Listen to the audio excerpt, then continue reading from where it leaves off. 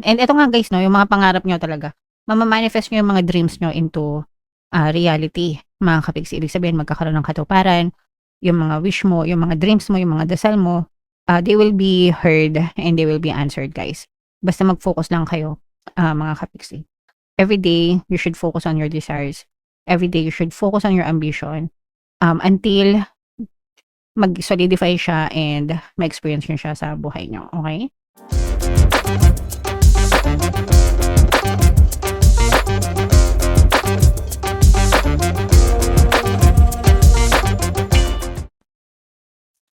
Hello guys, hello Taurus. Welcome back to Pinay Pixie Tarot. Ang pamagat ng episode natin for tonight is story mo ba to? Ito isang timeless reading mga kapixie para sa Taurus, Sun, Moon, Rising Sign, and Venus. So unahin natin tong deck na to. Ito yung mga spiritual message guys, tsaka love messages para sa inyo. So unahin natin yung spiritual message for you. So yung first message natin guys, take some time to rest and rejuvenate. You need to pace yourself for the changes that are coming your way. They are all positive, bigger and better things are coming for you. Just relax and trust. So magpahinga kayo guys, huwag kayo masyadong magpagod, huwag kayo masyadong ma-stress, huwag kayo masyadong mag-alala sa buhay nyo. Kailangan natin magpahinga and kailangan nyo rin ihanda yung sarili nyo sa mga pagbabago na magaganap because there are positive changes, no? Sabi nga dito. Pero yung mga changes, guys, it will always depend on you kung saan nakafocus yung attention nyo. Doon palagi yun, Taurus. Hindi pwedeng magbago yung sitwasyon nyo hanggang hindi kayo nagbabago. Okay? Yan yung tatandaan nyo. Hindi magbabago yung nangyayari sa paligid nyo hanggang ikaw mismo ay hindi nagbabago. So, kunwari, dasal ka nagdasal, sana magbago yung buhay ko, sana yumaman ako, sana umasenso ako, sana umandad ako, di ba? Yun yung change na gusto niya mangyari. Pero ikaw mismo, araw-araw na lang nega ka. Araw-araw nagrereklamo ka. Araw-araw po, ang dami mong hanash sa buhay, no? Hindi talaga magbabago yung buhay mo. So, yung sitwasyon mo, palagi yan sumusunod sa'yo. So, make sure na yung focus ng attention nyo nasa positive palagi para yun din yung change na ma-experience nyo sa buhay nyo. Okay? Alright. So, yan ay paalala para maintindihan nyo. Kasi yung iba dito, nanonood, sasabihin, bakit sabi swerte, bakit sabi blessing, bakit ako walang blessing? So, again, nakadepende yan palagi sa inyo to. Okay? Alright. Another message for you guys. Divine timing. Be patient while things are unfolding. This connection is worth the wait. So, ito naman ay sa love, guys, no? Kailangan magkaroon kayo ng pasensya. Ipagdasal nyo yung the best na pwedeng maging outcome sa relationship nyo, mga kapiksi. And kapag pinagdasal nyo yan, kapag mahal nyo, kapag pinagsikapan nyo, pinagdasal nyo, ibibigay talaga yan sa inyo ni universe. Guys, so wag kayo masyadong maatat sa mga relationship. Mga kapiksi, minsan, nagpapabalik kayo, di ba? Gusto nyo, pag bumalik sila sa inyo, mabait sila, malambing sila, mapagmahal sila, di ba? Eh, hindi pa sila ganun. So, inaayos mo na sila ni universe, di ba? Binabago mo na sila ni universe para pagbalik nila sa inyo, yun na sila kung ano na yung specific person na gusto mo na mabait, mapagmahal, maaruga. Hindi naman agad-agad nagbabago yun sila, 'di ba? So, kailangan nyo talaga ng mahabang pasensya. Guys, okay? Sana naintindihan nyo. So, comment down below, Taurus, if feeling nyo naka-resonate kayo dyan. So, shuffle natin to guys. Hanapin natin yung energy nyo.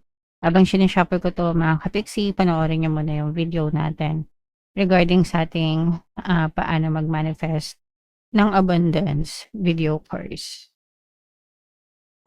Kapiksi, sawa ka na ba sa mga struggles at hirap sa buhay mo? Masipag ka ba at masikap sa buhay ngunit hindi ka pa rin umaasenso? Ilang beses ka na bang nag-attempt magnegosyo at mag-invest pero palagi ka pa rin nalulugi? Sa pagkakataon na ito ay maaaring may subconscious beliefs ka na nagiging balakid sa iyong pag-unlad at pagyaman. Introducing, paano mag-manifest ng abundance video course. Dito ay matututunan mong ma-overcome ang mga balakid mo para tuluyan ka ng umunlad, umasenso, sumagana, maging matagumpay, successful at maswerte sa iyong kabuhayan, pera, trabaho, negosyo, salapi at kaperahan ng bonggang-bongga. Dali, mag-send na ng email sa pinoypixie@gmail.com at simulan na ang iyong pagyaman ngayon. Alright, so sa lahat ng gusto mag-avail ng course guys, mayroon tayong paano mag-manifest ng abundance video course, paano mawala ang third party, at magkaroon ng harmonious na relationship, paano pabalikin si ex or vice breakup. Sa mga interesado guys, mag-send lang kayo ng email sa pinoypixie@gmail.com. And sa mga naghahanap ng pampaswerte guys, mayroon tayo money shaker jar. Ito yun guys, no? Super liit na bote pero super effective, super powerful guys. At saka ito. So sa lahat ng interesado, ito yung ating WhatsApp number. Kung gusto niyo swertehin, chat niyo lang ako sa WhatsApp guys. So Taurus, kayo ay represent ng Mother of Pens. Kung ano lang yung makaresonate sa inyo. So this is a brand new beginning. For some of you guys, may mga naiisip kayo na mga negosyo or mga pagkakakitaan, ways to earn money, or pwedeng mga hobbies din guys, no? Mga hobbies, mga project na gusto nyong simulan for your personal growth and development. Yung iba guys, parang nararamdaman ko na gusto nyo rin mag-aral, no? Or nag-iisip kayo na mag-take up ng mga courses, parang specialized skill, mga kapiksi, no? So yeah, planuhin nyo, pag-isipan nyo mabuti kung gusto nyo, and kung gusto nyo, ituloy nyo, diba? Alright.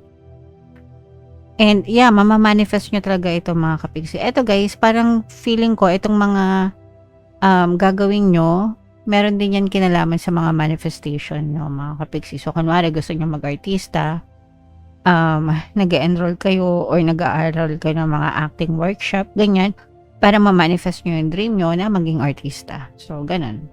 Kung ano yung dream nyo, guys, yun yung fino-focus ng attention nyo, ng pagpaplano nyo right now para ma-manifest nyo yung mga dreams nyo, Taurus. Eto, mag-ingat. Ito naman ay ibabala, guys, no? This is deception energy. So, in short, mag-ingat kayo sa mga manloloko, guys, no? Hindi lahat ng tao sa paligid nyo ay mapagkakatiwalaan. So, mag-ingat kayo sa mga kakilala nyo. Mag-ingat din kayo sa mga strangers, mga kapiksi. Okay? Para hindi kayo ma-scam, hindi kayo maloko, hindi kayo mapagsamantalahan. And ito nga guys, no, yung mga pangarap nyo talaga, mamamanifest nyo yung mga dreams nyo into reality, mga kapiksi. Ibig sabihin, magkakaroon ng katuparan, yung mga wish mo, yung mga dreams mo, yung mga dasal mo, they will be heard and they will be answered, guys. Basta mag-focus lang kayo, mga kapiksi. Every day, you should focus on your desires. Every day, you should focus on your ambition until mag-solidify siya and ma-experience nyo siya sa buhay nyo. Okay? There will be doubts and fears, guys. Ibig sabihin, hindi mawawala sa inyo yung pagdududa. Lalo na kung wala kayong nakikitang resulta despite ng mga effort nyo. And normal lang na magduda tayo, guys. Kasi sometimes tatanungin nyo, totoo ba to? Totoo ba tong mga dasal? Bakit hindi nangyayari? Totoo ba tong manifestation? Bakit wala akong nakikitang resulta? It's okay to have doubts, guys, no?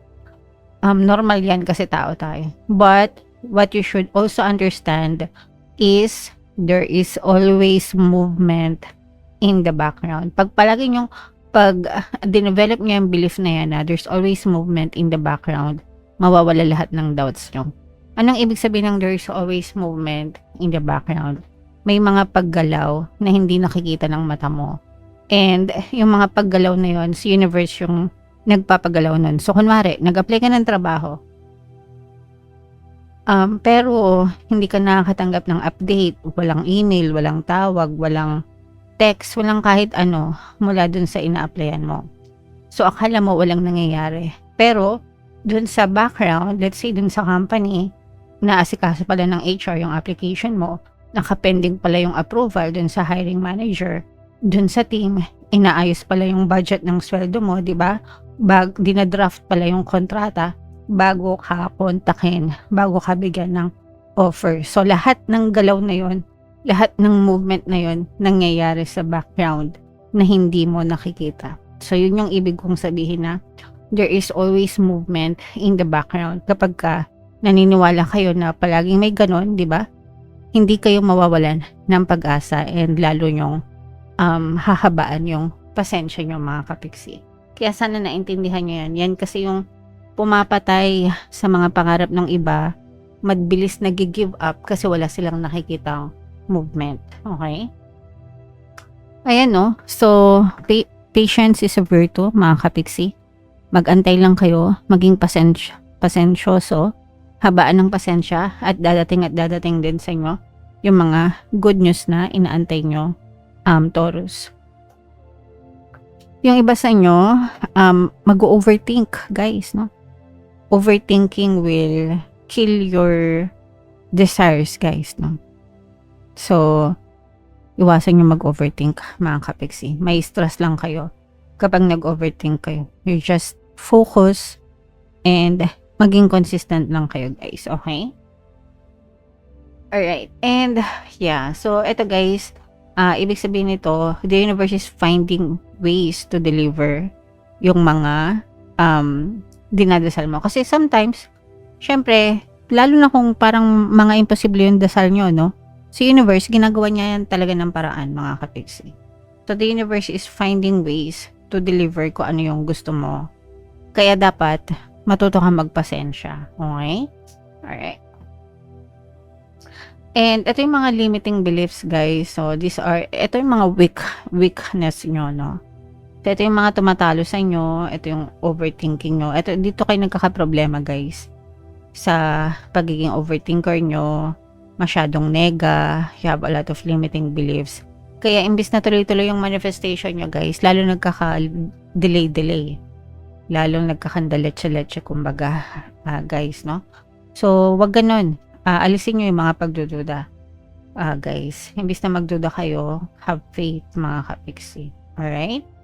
And, yeah, so ito, guys, marami kayong tinik, parang marami kayong tinik na pagdadaanan bago nyo matupad itong mga pangarap na to. Pero magiging sulit naman yan, mga kapiksi, kasi matayog.